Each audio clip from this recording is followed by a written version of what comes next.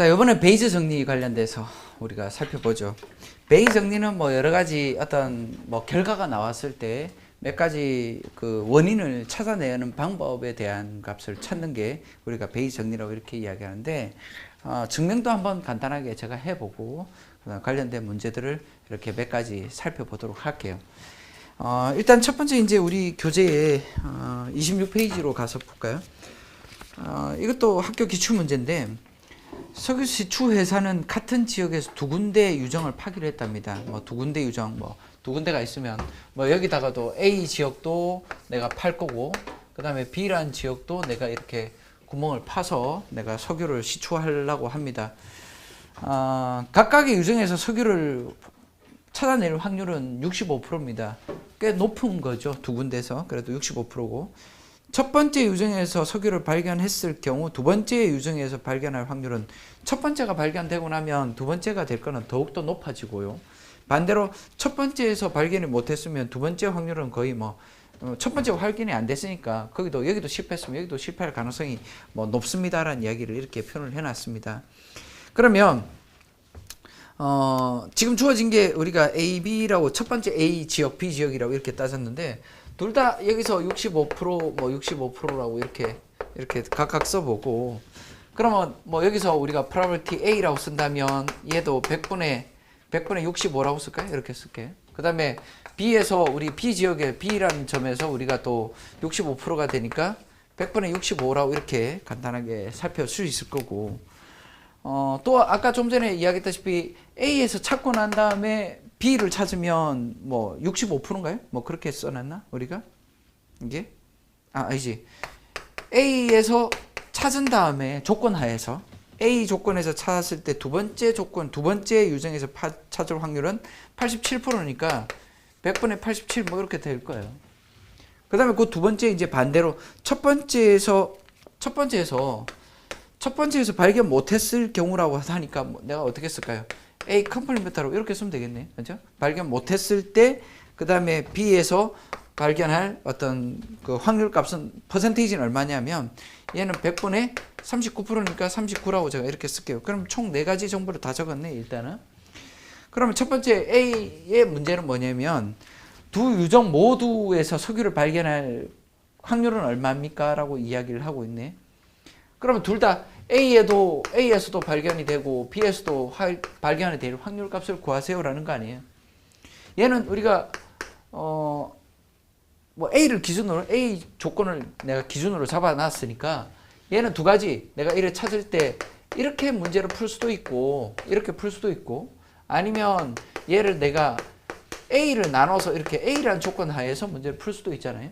이렇게 풀 수도 있고 이렇게 풀 수도 있는데, 일단 조건적인 거 주어진 거 보니까 얘는 조건이 안 주어져 있잖아. 얘는 PB라고 이렇게 써야 되겠죠. 그렇게 되고, 얘도 마찬가지로 나눈 값을 PA라고 이렇게 쓰는데, 얘 구할 수 있는 방법은 두 가지 방법이 있다고. 첫 번째는 일단 조건이 없으니까 얘는 배제시키고, 요 조건에서 우리가 얘가 100분의 87이고 A에 대한 확률 값은 100분의 65인가? 뭐 이렇게 되겠죠. 요 값을 찾아서 답을 찾으면 될 겁니다. 이 대략 얼마, 제가 계산기를 두들겨 보니까 0.5655 정도 나오더라고요. 이렇게 56% 정도 나온다. 뭐 이렇게 볼까요? 확률은 반반이네, 결론은. 그 다음 두 번째 B번은 뭐냐면, 이게 어디에서도 석유가 발견되지 않을 확률 값을 구하세요라니까, A에서도 발견이 되지 않고 그리고 B에서도 확률이 발견이 되지 않는다는 거 이야기를 해야 되잖아요. 그럼 이제 얘는 1 이렇게 쓰면 되죠. A 유니온 B라고 이렇게 쓰면 돼요.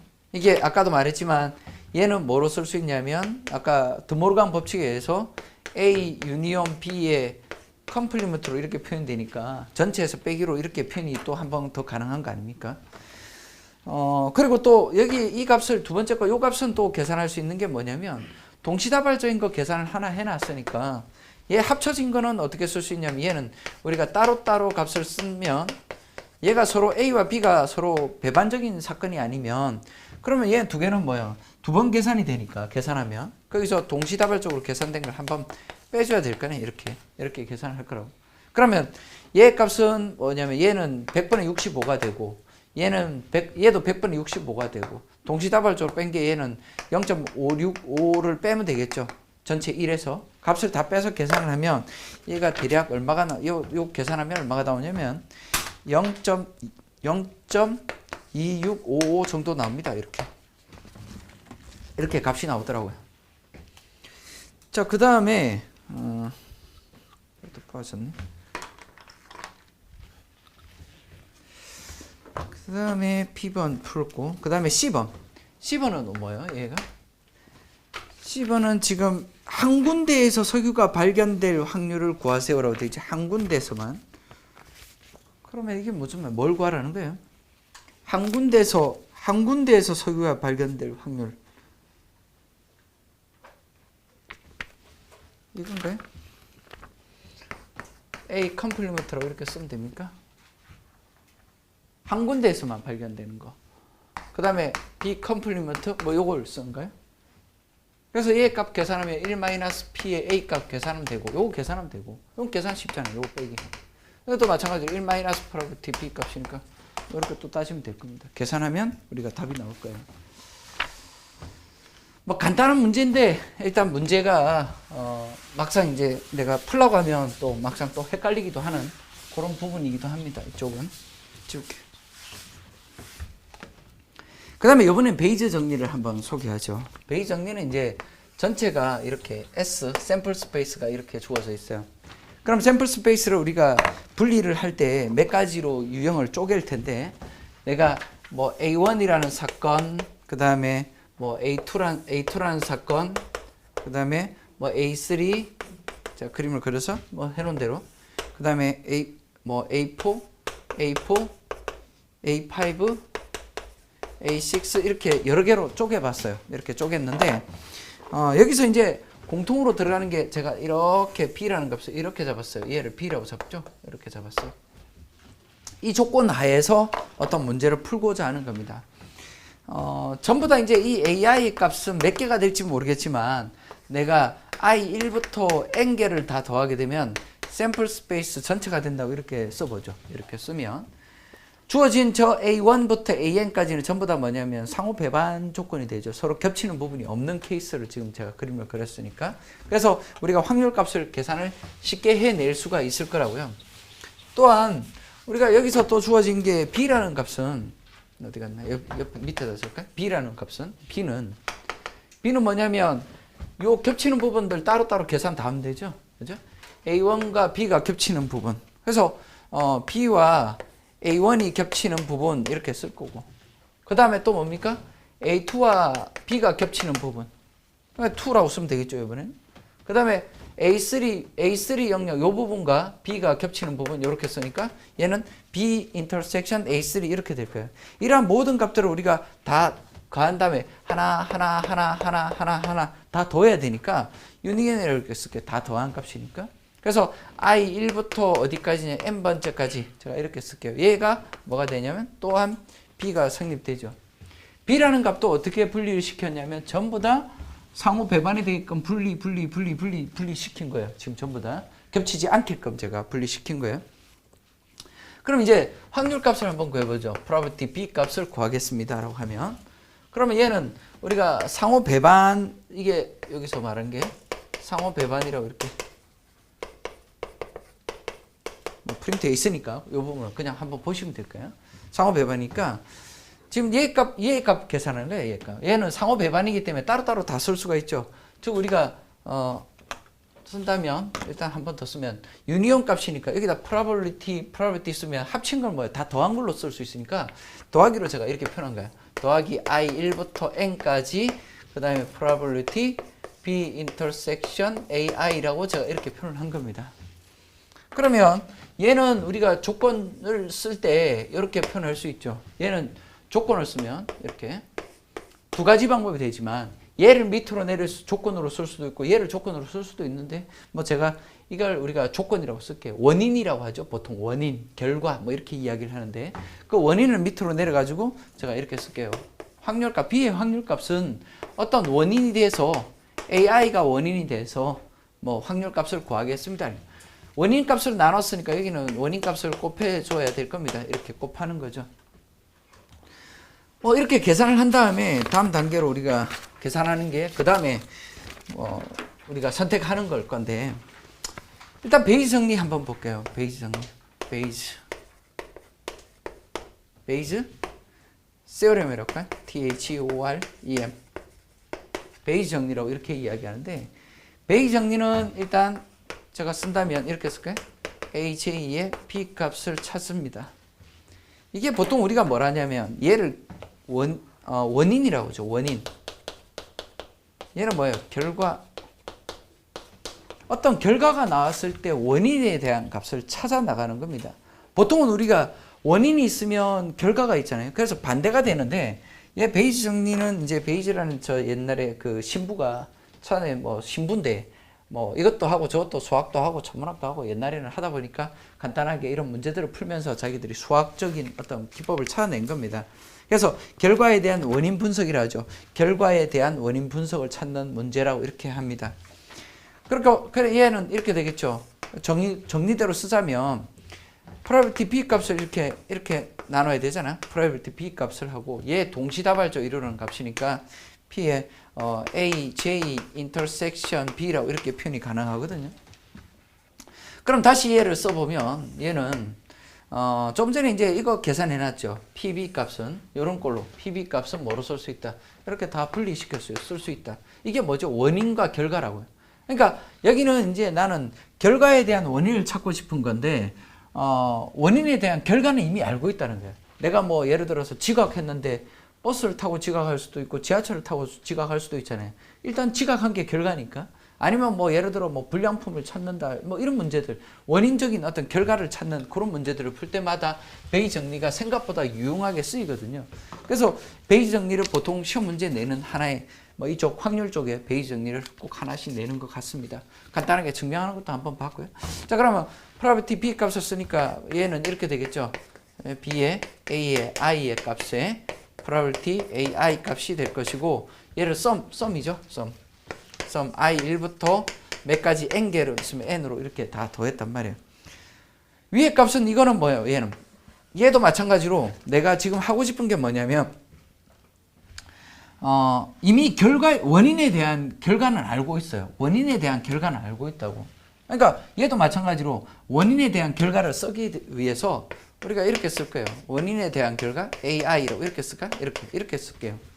그럼 얘를 나눴으니까 이게 뭐예요? 조건부 확률로 잡았으니까 여기다 또 똑같이 얘를 곱하면 되겠죠. 이렇게 곱하는 거예요. 즉 그러면 지금 얘는 오른쪽의 값, 왼쪽은 뭐냐면 결과가 나왔는데 내가 원인을 알고 싶다는 거야. 근데 여기는 뭐냐면 얘가 결과죠. 결과에 대한 원인이 주어져 있다. 원인. 이런 몇 가지 정보들을 이용해서 특정한 어떤 내가 원인을 찾고 싶은 거예요. 원인 값을. 원인에 대한 결과 값을 알고 있는 거고, 얘는. 그 값들을 이용을 해서 결과를 통해서 우리가 원인을 찾아내겠다라는 이야기의 문제를 푼다는 겁니다. 그래서 그 밑에 제가 프린팅 해놓은 게 결과에 대한 원인 분석을 할 때, 결과를 알 때, 원인을 역추적할 때, 뭐, 굳이 이렇게 한번 써놓을게요. 이 베이지 정리는. 얘를 쓴다면, 이렇게 쓸게요. 원인을 역추적하고 싶을 때, 역추적할 때. 이렇게 찾고 싶다는 겁니다. 원인. 결과에 대한 원인을 찾을 때. 뭐, 예를 들어 한번 보면, 이런 예를 들 수 있어요. 몇 가지, 하나, 둘, 몇 가지 예제들을 가지고 한번 풀어보죠. 연세대 기출문제, 14년도 기출문제 하나 있고, 그 다음에 그 다음에 SPSS, 내가 말해줘. SPSS라는 그 책 있죠. 우리가 참고하는 책. 그 책에 연습 문제라든지, 그 다음에 관련된 문제들을 제가 조금씩 가져와서 베이지 정리를 문제를 몇 가지 풀어볼게요. 자, 학교 등교를 하는데, 우리가 두 가지 방법이 있어요. 일단은 우리가 버스를 활용하는 방법이 있고, 지하철을 활용하는 방법이 있다. 그래서 우리가 버스를 활용하는 걸 제가 A1이라고 사건이라고 이렇게 두고, 두 번째는 A2라고 제가 이렇게 잡을게요. 그러면 버스를 이용해서 오면 버스 이용할 때와 지하철을 이용할 때인데, 버스를 이용해서 얘를 이용해서 지각하면 30%의 지각을 합니다. 지각을 한대요. 지하철은 빠른가 봐요. 지하철은 10%밖에 지각을 하지 않는다고 이렇게 가정을 둔 겁니다. 혹시 어떤 학생이, 여기 문제는 이렇게 돼 있죠.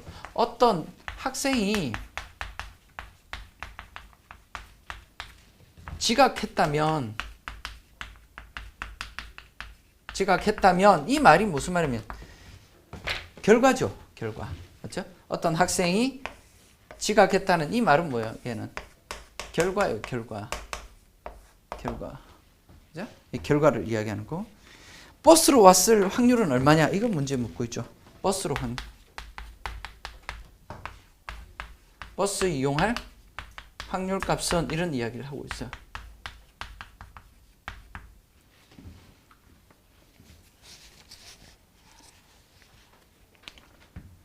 버스를 이용해서 확률해서 지각했을 때 값을 구하라. 뭐 이런 이야기인데, 단 학생들은 등교시 버스를 이용하는 경우가 60%고, 그 다음에 지하철을 이용하는 경우는 40%라고 이렇게 합니다. 그러니까, 결국은 이렇게 원인과 결과의 어떤 분석으로 이렇게 표현해 놨는데, 문제를 일단 보면 이렇게 풀어보죠. 다 지우고.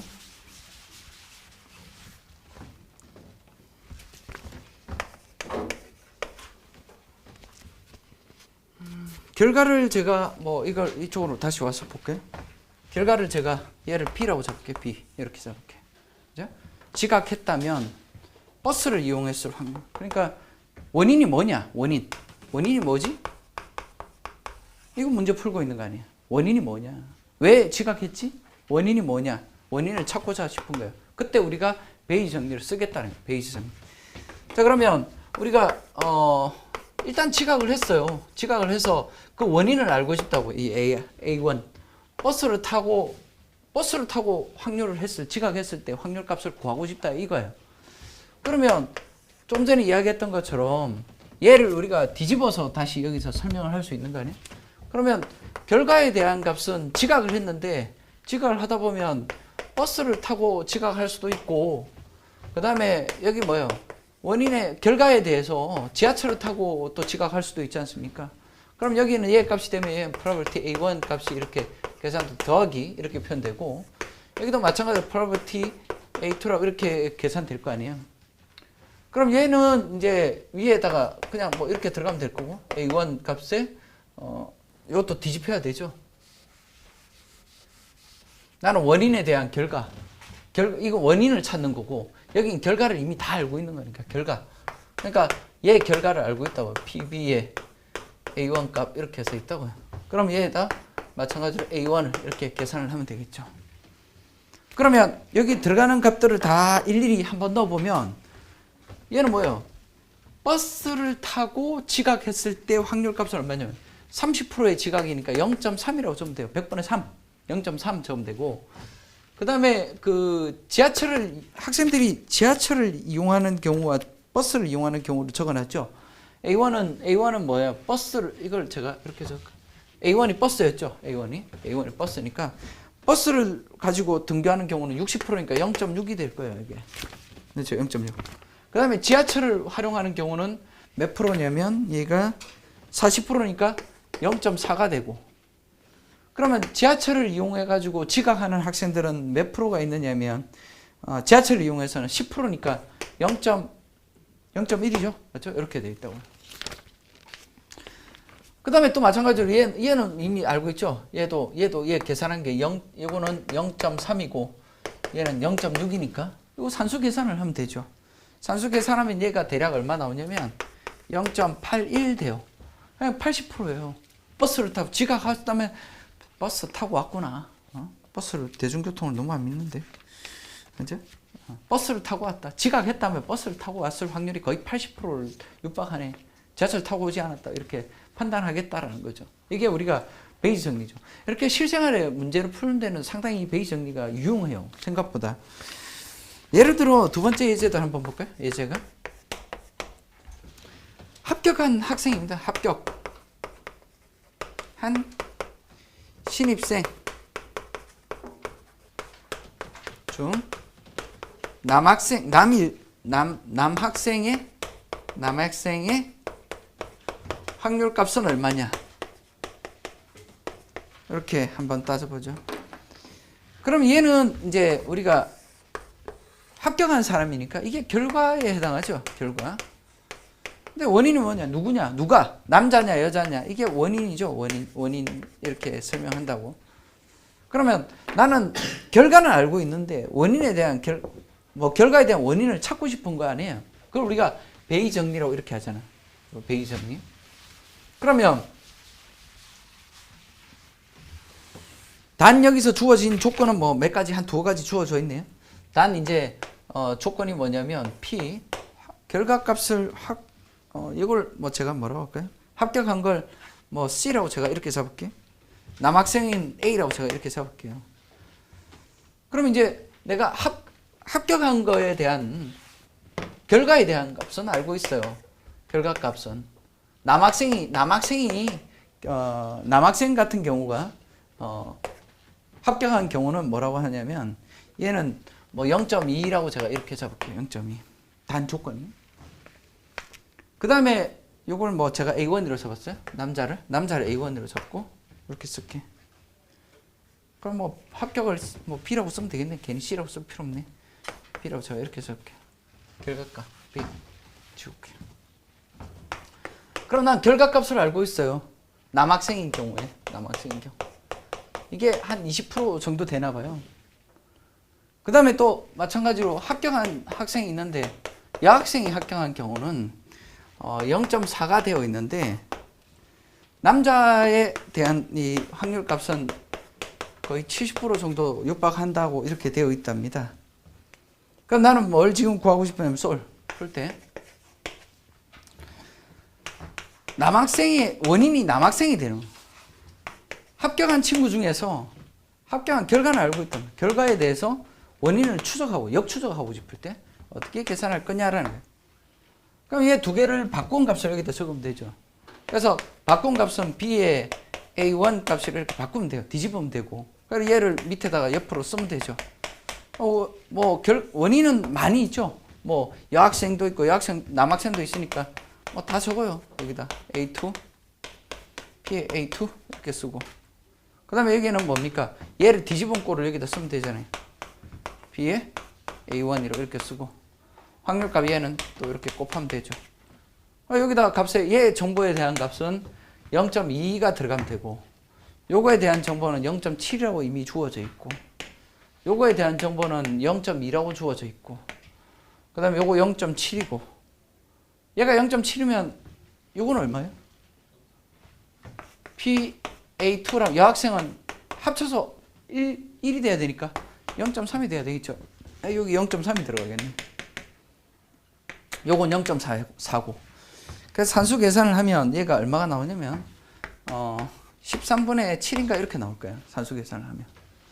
그래서 뭐 대략 뭐 한 저 정도 확률 값이 되는구나라는 걸 금방 파악을 할 수 있을 겁니다. 연세대 14년도 문제를 한번 볼게요.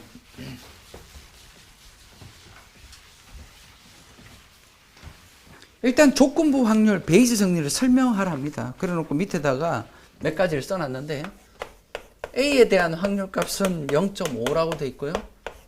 PB라는 값은 0.3이라고 돼 있고 PC라는 값은 일단 뭐 3가지 경우 수나 있나 봐요. 그러면 뭐 어떤 A라는 조건 하에서 S의 확률 값은 0.1. 그 다음에 B라는 조건 하에서 S의 값은 0.05. 그 다음에 C라는 조건 하에서 S의 확률 값은 0.1입니다. 그럼 우리가 PBS의 값은 얼마가 되겠느냐? 이런 문제 묻고 있어요. 베이스 정리를 설명하라 이렇게 돼 있으니까 뭐 일단 조건은 줘놓고 이거 문제를 풀어라는 것 같아요. 근데 만약에 베이스 정리를 설명한다면 뭡니까? 결과에 대한 원인을 역추적하는 과정을 우리가 베이스 정리다 이렇게 쓰면 되고 증명하라고 하면 증명도 할 수 있죠. 그렇죠? 아까 말했듯이 제가 다 쪼개가지고 각각을 집어넣어서 계산을 하면 돼요. 아까 증명하는 것까지 제가 보여드렸을 거예요. 그럼 얘도 마찬가지로 경우가 우리가 샘플 공간이 이렇게 샘플 스페이스가 이렇게 주어져 있는데 여기서 뭐 원인이라는 게 뭐냐면 총 3가지 있잖아. A, B, C라는 이 3가지에서 내가 값을 찾는 거 아닙니까? 자, 그러면 probability BS라고 이렇게 되어 있는데 내가 이게 뭐냐면 이게 원인이에요. 원인. 뒤에 게 이게 뭐냐면 얘가 결과거든요. 결과 이렇게 쓸까? 결과 이렇게 돼 있다고. 나는 지금 뭐냐면 원인에 대한 결과는 알고 있어요. 이미 몇 가지에 대해서. 그래서 그것들을 한번 써본다면 얘를 바꾸게 되면 TS의 B 값이 있죠. 그리고 얘 조건을 잡았으면 PB를 계산을 하면 되고, 요거 하나만 있는 게 아니잖아. 지금 조건을 샘플 공간을 하나, 둘, 세 개로 분리시켰으니까 여기도 마찬가지로 밑에도 세 가지를 다 적어야 돼요. P, S, A, PA. 제가 이렇게 쓸까? 그 다음에 여기는 P, S, C. 그 다음에 PC라고 제가 이렇게 쓰고. 그 다음에 얘는 뭡니까? 얘도 마찬가지로 순서를 바꾸면 되죠. 위에는. 순서를 바꿔서 이렇게 쓰면 되고, 요 값을 옆에다가 곱해주면 될 겁니다. 그럼 이제 값을 집어넣을 때, 값만 확인해 보면, 요 놈은 0.05가 돼 있고, PB는 얼마가 돼 있어요? 얘가 0.3으로 되어 있죠.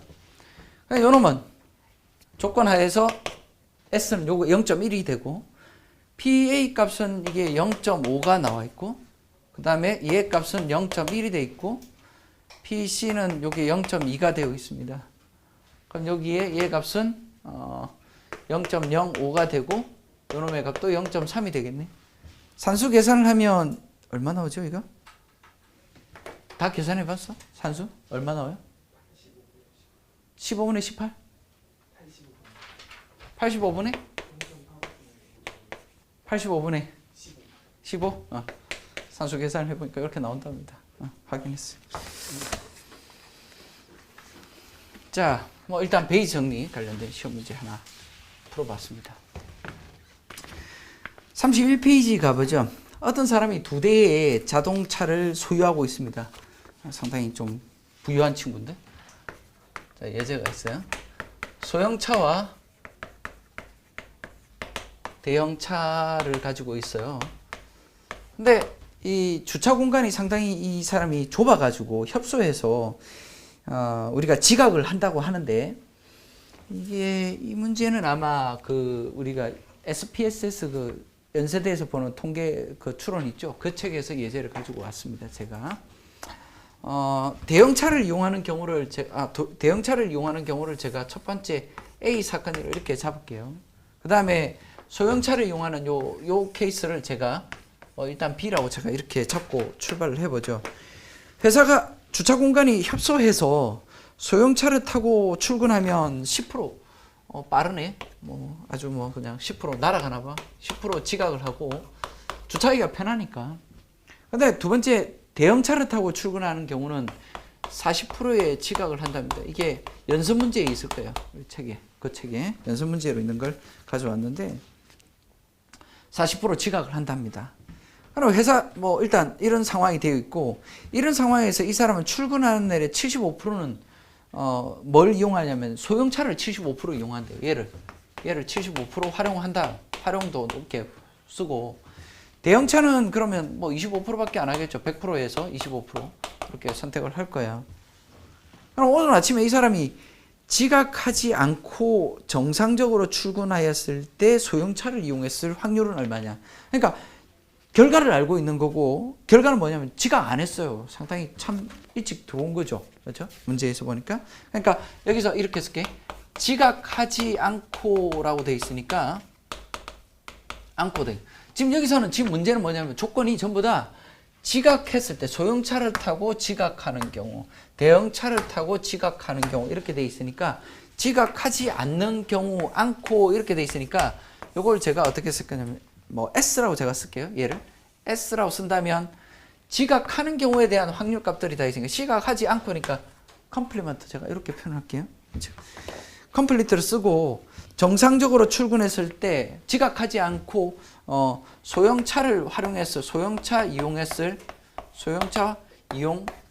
확률 값은 얼마냐, 이런 문제예요. 문제는 거기 읽어보면 되니까. 자, 그러면 솔 푼다고 한다면 우리가 선택할 수 있는 폭은 두 가지예요.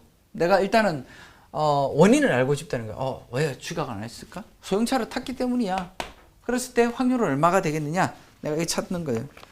근데 지금 우리가 결과는 이미 알고 있는 것들이 뭐냐면 소형차를 활용했을 때 지각하는 경우를 쓴다는 거예요. 소형차.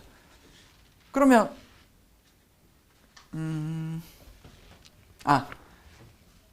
지각이라는 걸 뭐 제가 표현을 해놨는데 이렇게 지각을 제가 S라고 이렇게 잡을게. S로. 그럼 지각하지 않고니까 S 컴플리먼트가 될 거니까. 그래도 뭐 똑같은 말인데 그래도 자, 그 프린트에다 이렇게 써놨으니까 이대로 갈게요. 그럼 나는 지금 찾고 싶은 게 뭐냐면 지각하지 않고라고 돼 있으니까 지각하지 않고 소형차는 B니까 요거의 확률값은 얼마입니까? 이거 묻고 싶어요. 이걸 찾고 싶다는 거지. 그럼 베이 정리 쓰면 되죠. 베이 정리. 베이 정리는 지금 주어진 게 우리가 probability S 컴플리먼트 여기다 옆에서 가서 바로 쓰죠.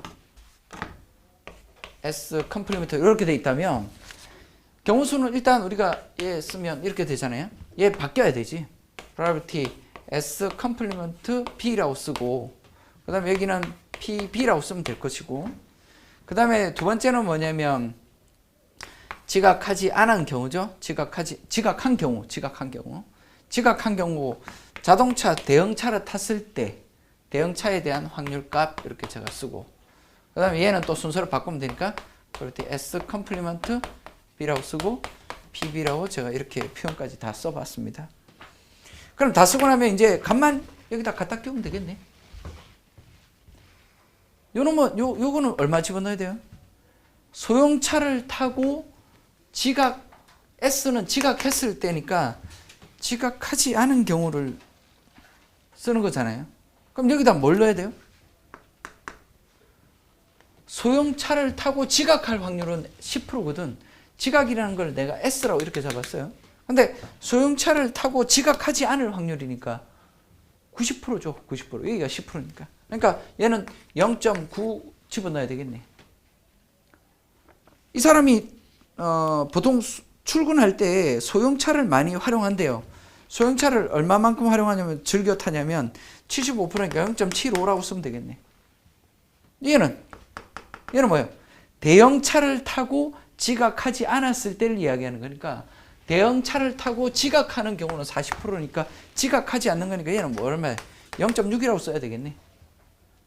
대형차는 아까 소형차를 75% 활용하면 대형차는 0.25%밖에 활용 안 한다는 소리 아니에요?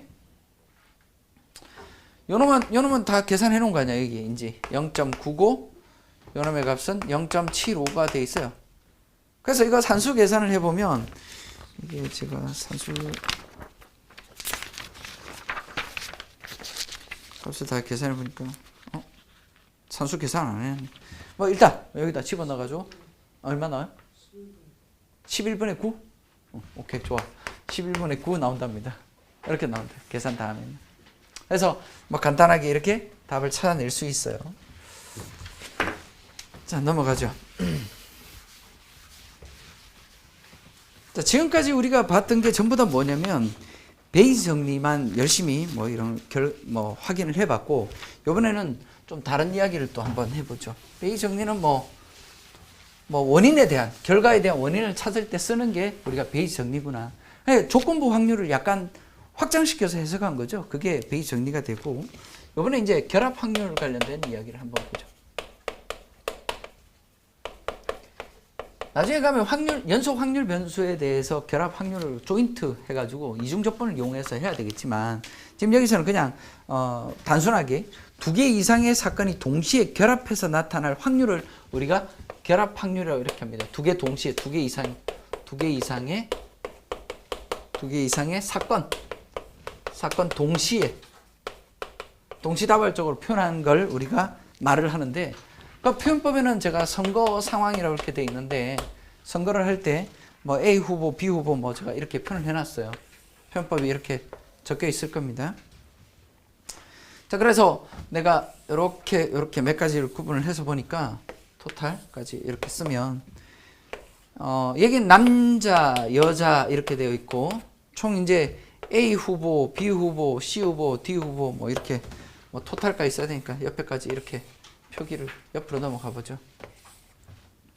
A 후보, B 후보, C 후보, D 토탈. 자, 이렇게 표현을 해봤어요.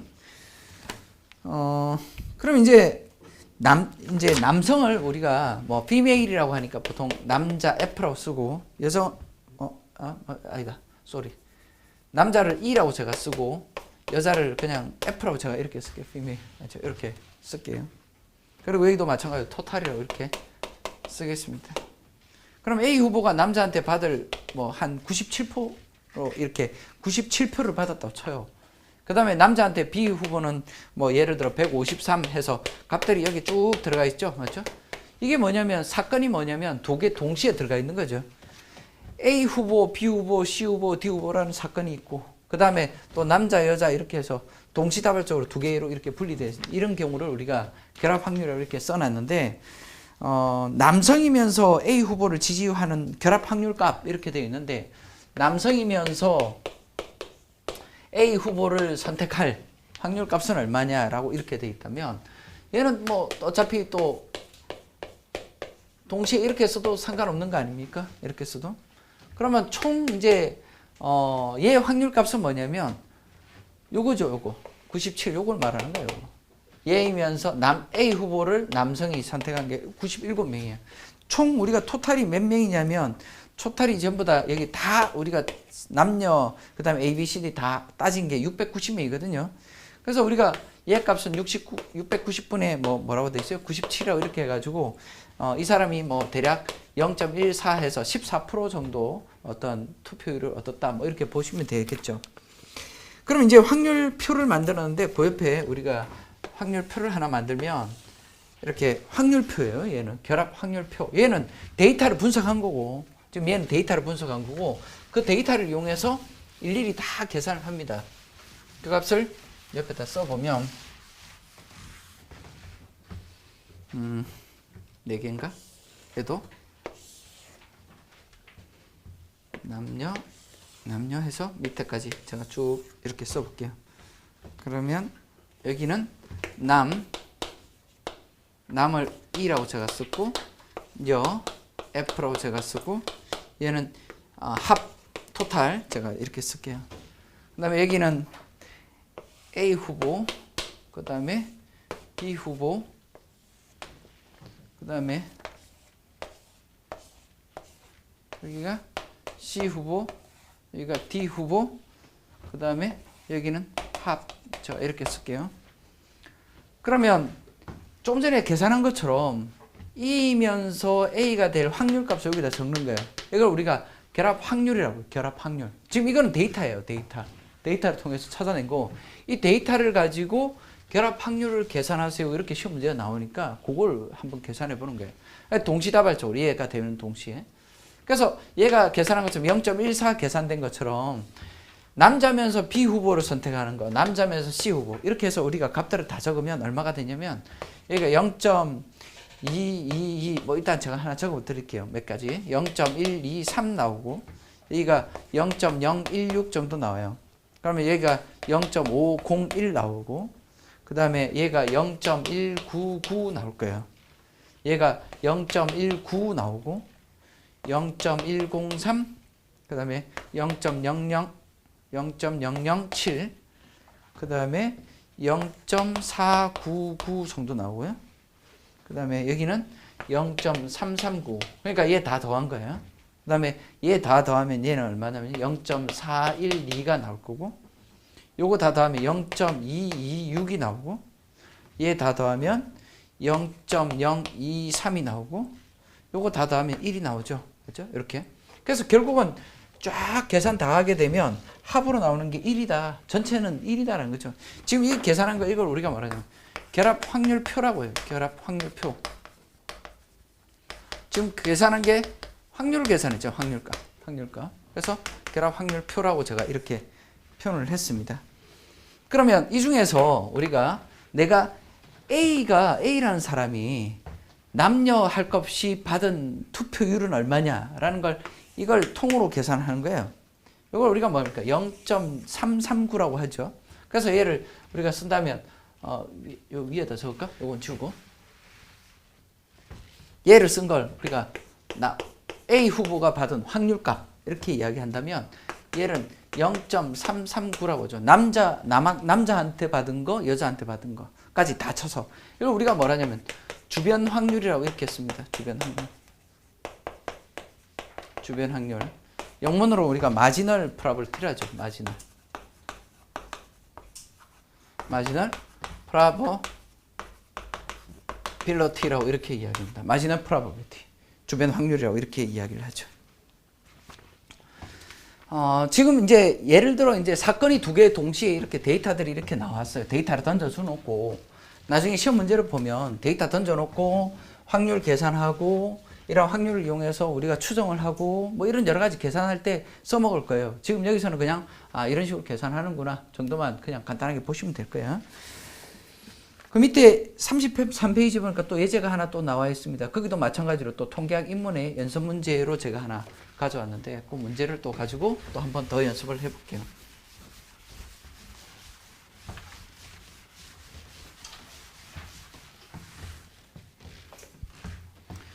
자, 예제. 제가 여기다 EX라고 이렇게 표현한 거는 지금 말했듯이 그 통계학 인문 있죠. SPSSR로 배우는 그 통계학 인문의 연습 문제라고 보면 돼요. 연습 문제. EXX 이렇게 된 예제 이래 돼 있으면 그냥 제가 책에 있는 예제라고 보면 되고 그 다음에 연세대 몇 년도 이러면 기출문제로 보면 돼요. 기출문제. 여기 예제는 뭐예요? 결합 확률을 구하래요. 결합 확률을 구하고 그 다음에 마지널 주변 확률까지 구해보라는 겁니다. 데이터를 보고 아래 표를 작성해라. 지금 아래 표는 이렇게 되어 있습니다. A1이라는 사건, A2라는 사건, 그 다음에 B1 사건, B2, B3까지 나와 있고 이렇게 표현이 되어 있어요. 여기가 0.15가 되어 있고 0.18이 되어 있고요. 여기가 0.23이 되어 있고 여기는 없어요. 여기는 0.03으로 들어가 있어요. 얘를 우리가 마지널 주변 확률이라고 하죠. 주변 확률. 다 더한 거. 한 줄 쪽으로. 열 더하든 행 더하든 이걸 우리가 주변 확률이라고 하거든요. 주변 확률. 뭐 A1이라 남자가 선택했을 확률. 뭐 얘는 A 후보가 받았을 확률. 뭐 이런 것들 따지는 거죠. 조금 전에 예를 들어서 이야기한 것처럼.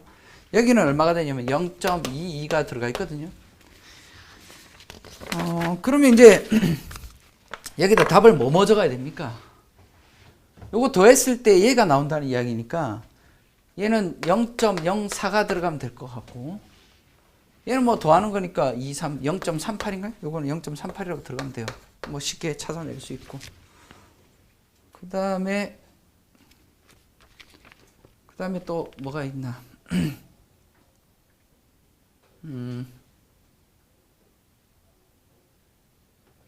지금 하나의 정보가 더 그 다음에 또 뭘 찾아낼 수 있어요? 비슬링 어떤 거? 요거 찾을 수 있네요. 요거 맞죠? 쏘리.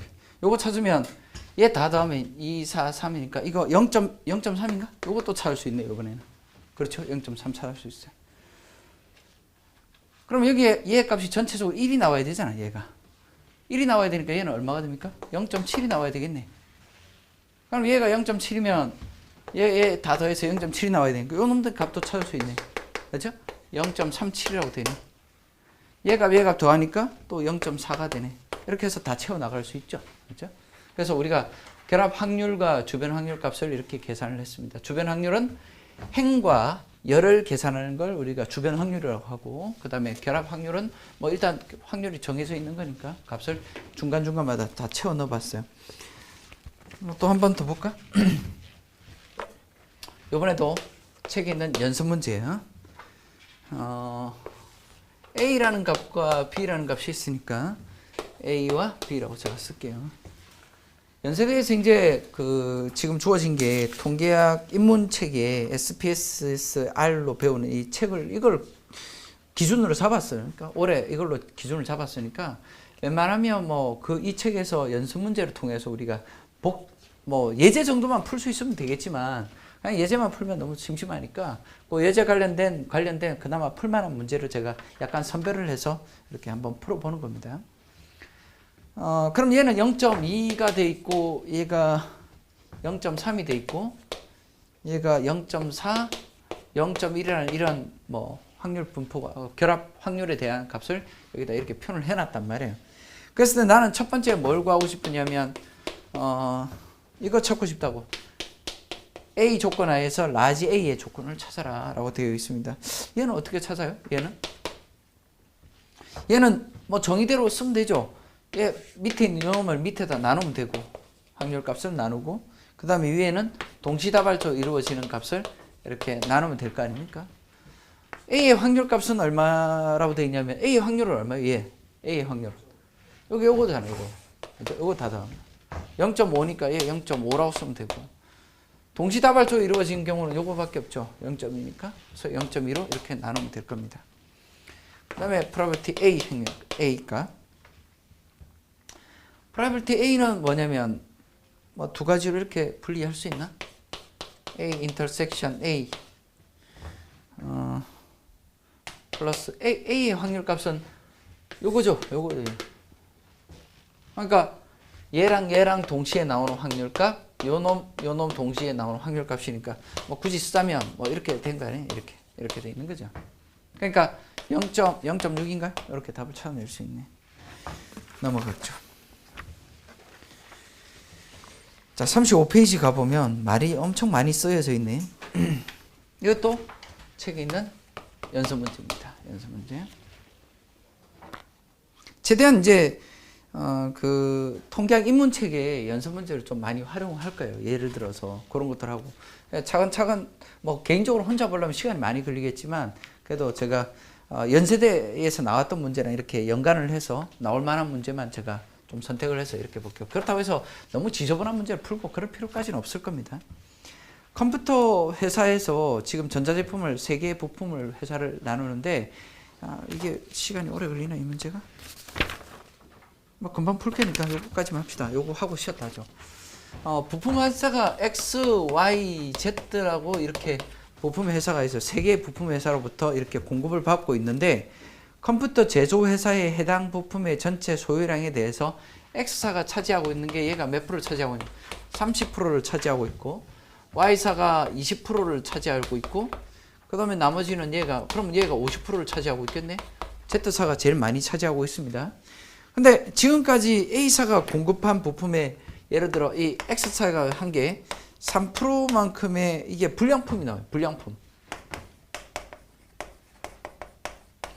불량품이 여기서는 3%가 나오고 그 다음에 Y사에서는 얼마냐면 5% 정도 나옵니다. 더 적게 하는데 더 많다는 거 Y사는 폐기해야 되겠다. 맞죠? Z사는 50%나 되는데 얘는 4%밖에 안 되니까 정말 좋은 회사네. 그러니까 이 회사를 많이 활용하는 것 같아요. 불량품이었어요. 자, 이제 컴퓨터 생산 공장의 노동자가 필요한 전자제품을 조립하기 전에 불량 연부를 계산해 보니까 확인해 보니까 불량품이에요. 야, 그 불량품인데 이건 뭐냐면 결과를 알았다는 거죠. 원인이 뭐냐는 거야. 맞죠? 원인이 뭐냐. 지금 이것도 우리가 베이지 정리 쓰는 거죠. 맞죠? 문제를 보고 얘 베이지 정리를 써야 될까 말아야 될까 고민을 하는 문제예요. 그러니까 여기서는 뭐냐면 Y사가 공급한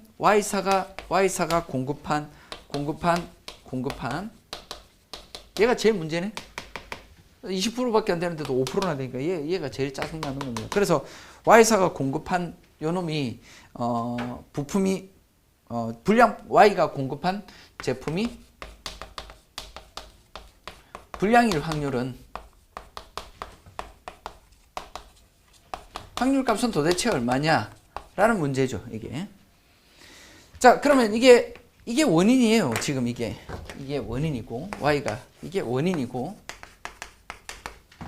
요게 결과라는 겁니다. 그래서 나는 원인을 알고 싶다라는 거죠, 원인은. 그럼 원인을 알려면 옆으로 가서 여기다 간단하게 식을 세워보죠. 식 세우는 거야, 뭐 금방 세우는 거니까. 불량품을 제가 fail이라고 해서 F라고 할게요. fail. F자. 이렇게 쓸게요. fail. 그럼 나는 뭐냐면 y사의 페일 값을 찾고 싶다 이거예요. 그러면 요거에 대한 값은 원인을 알았어요. 원인을 알고 싶다고. 그럼 결과는 이미 알고 있죠. 결과는 뒤집은 거, 뒤집은 거니까. 실패한 값에 y사에서의 실패하는 값 py라고 이렇게 될 거 아니에요. 그리고 밑에 더할까? 그 다음에 더하기를 요번에 y사뿐만 아니라 x사도 있죠. x사 그 다음에 더하기 probability f의 x, y, z니까 z사까지 제가 전부 다 이렇게 나눌게요. 옆으로 썼어요. 공간이 좁아서. 그럼 위에는 뭡니까? 얘 바꾸면 되니까 fail y사를 선택했을 때 probability y 값 이렇게 되겠네. 그럼 여기에 들어가는 값만 다 집어넣으면 되니까 얘가 값을 집어넣으면 쭉 제가 써보면 이래 돼요. 얘는 0.05가 되고 얘가 곱하기 0.2가 될 거야. 20%. 그 다음에 요거 값은 쓰면 얘가 얼마냐면 0.03이 나오고 그 다음에 0.3이 될 거예요. 뒤에 거. 그리고 더하기 0.05인가요? 5%였으니까. 얘 두 번째 거 요거는 뭐야? X사가 실패할 경우, fail, 불량품이 나올 경우. X사가 불량품이 나올 확률은 3%니까 3%를 제가 맞나? 내가 잘못 적었네. 거꾸로 적었네. 내가 요게 지금 뭐냐면 Y사가 실패할 경우니까 5%니까 이거 내가 잘못 적었네. 요 순서대로 적는다면, 그죠? 요 순서대로 적는다면 Y사니까 중간거니까 요게 0.05 곱하기 그 다음에 0.2가 되고 두 번째 거 요 놈의 값은 X 값이니까 얘는 30%니까 얘가 3%인가요? 3%? 3%니까 얘는 0.03이라고 쓰면 되겠네. 그리고 여기가 0.3이라고 쓰면 되고 그럼 더하기 Z사. Z사는 뭐냐면 Z사가 실패, fail이 나올 경우는 4%니까 얘는 0.04라고 쓰면 되고 그 다음에 곱하기를 Z사를 선택하는 확률이 얼마냐면 50%나 되니까 얘는 0.5라고 쓰면 되죠. 그리고 이거는 위에는 맞나? 위에는 Y사가 선택한 게 이거 맞죠? 맞아요. 그래서 우리가 결국 이거 찾으면, 이거 계산하면 얼마 나오냐면 이게 39분의 10이 나오거든요. 그럼 이걸 우리가 값을 퍼센테이지로 따져보니까 0.2564 해서 25% 정도 돼요. 25%. 25%가 Y사에서 불량품이 나올 확률이 그만큼 높다라는 이야기를 할 수 있다는 겁니다. 베이스 정리 같은 경우는 뭐 저도 보니까 상당히 좀 재미있기는 있어요. 문제를 푸는 데 있어서. 그렇죠? 원인을 푸는 값이니까 상당히 실제 수학적으로만 보면 별 재미는 없는데 실제 문제를 풀어보니까 그래도 좀 그만 뭐 풀만하고 재미가 좀 있습니다. 잠시 쉬었다가 우리가 이산 확률 변수 몇 가지를 예를 들어서 좀 설명을 하고요. 확률 변수라는 게 뭐 이산 확률 변수도 있고 연속 확률 변수도 있고 확률 질량 함수들도 있는데 앞부분에서 제가 한번 소개를 좀 해드린 적도 있겠지만 기대값까지는 한번 내용을 계산해 볼 거고 실제로 이제 시험 문제 나오는 게 확률 변수를 이용해서 주고 어떤 상황을 던져주고 그 다음에 뭐 기대값을 구하세요. 아니면 분포도로 줘가지고 기대값 구하세요. 분산값 구하세요. 이거 매번 나오잖아요. 시험 문제. 물론 이제 첫 시작점에서 부분은 시험 문제 나오지는 않지만 뒷부분으로 가면 갈수록 그런 것들이 나올 겁니다. 또 한번 쉬었다 갑시다. 이번에도.